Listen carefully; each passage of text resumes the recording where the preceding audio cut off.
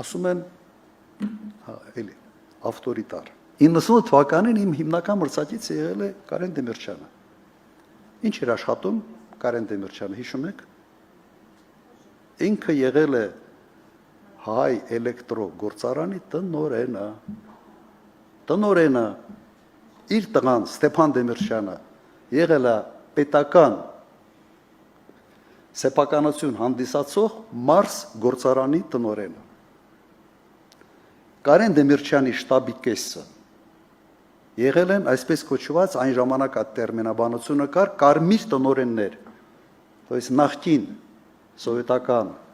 ժամանակ այդ գործարանների տարբեր տնօրենները, որոնց մեծ մասը սեփականաշնորհել են այդ գործարանները վաուչերներով 93, 4, 5 թվականներին։ Չէ, ավելի ուշ մի քիչ։ Հիմա ինձ ասեք, քրքրեք, հանեք, քանի հարկային դեսանտ է իջեցվել Հայ էլեկտրոյում կամ Մարս գործարանում, քանի մարդ է այն ժամանակ այդ կարմիր տնօրեններից ձերբակալվել, կանչվել, ահաբեկվել, 0։ Ինչ այդքանը չէինք ֆայմում,